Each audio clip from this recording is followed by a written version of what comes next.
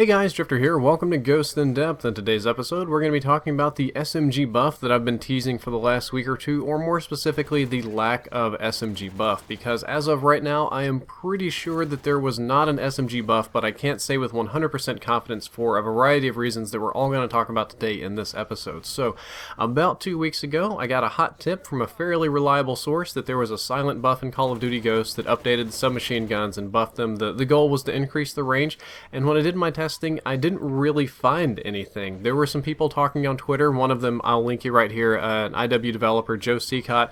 He was saying sometimes it's better to patch silently and not do patch notes so that you get a better read-on effect and that notes would be coming soon. Basically, it's kind of like a single blind study. They wanted to buff the guns and see if that would change the gun's pick rate or kill-death ratio or overall performance to see how, good the buffs were before releasing the patch notes so that you could tweak them a little bit. They were all supposed to get a minimum damage range buff, and the Bison and CBJ were supposed to get pretty significant maximum damage range buffs as well to make them more competitive with the MTAR, because right now the MTAR is really the only submachine gun that people gravitate towards. That one and sometimes the K7 when you want to go silent. So I saw this on Twitter and I got to digging and playing around with it, and I didn't really find any evidence of a submachine gun buff. Bearing in mind I'm doing hand testing. I hand tested on Xbox 360, Xbox One, didn't really find anything. I went to the Den Kirsten forums and begged people, and they checked the PC fast files and didn't find anything there either. So I don't really know what Joe was talking about. I don't know what my, awesomely hot tip that turned into nothing was talking about.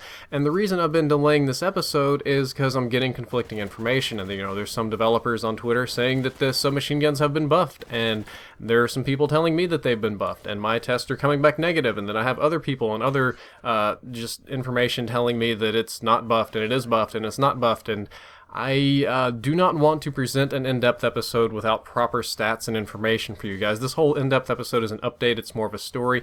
I want to come out and be like, yeah, the CBJ got a 20% range buff and the recoil does this and the new rate of fire is that, but I got no data on any of that stuff. I got nothing cool to present, and the reason I've been stalling and delaying is because I'm just kind of sitting here scratching my head trying to figure it out. And I know that's not the update that you wanted, but there's just been constant demands on my Twitter and my inboxes, on every form of communication I have. You all want to know about these SMG buffs, and that's all that I can tell you about it, because that's all that I've got. And when there are SMG buffs, if it comes out later, if it turns out that this is a joke, or April Fools, or whatever in the world, there will be a video with proper stats as soon as they're available. I promise you. I promise you. That's what we do on this channel. We investigate hard, and I don't put up things without proof, or I don't put up things that I'm not confident in, and that's just kind of where we are. I hope you enjoyed this short episode slash update slash whatever it was. I know it didn't really have great numbers, but if you'd like to check out the previous episode, that was on the M27. If you'd like to check out the next episode, that's going to be on the LSAT. And as always, if you enjoyed it, don't forget to like, favorite, and subscribe.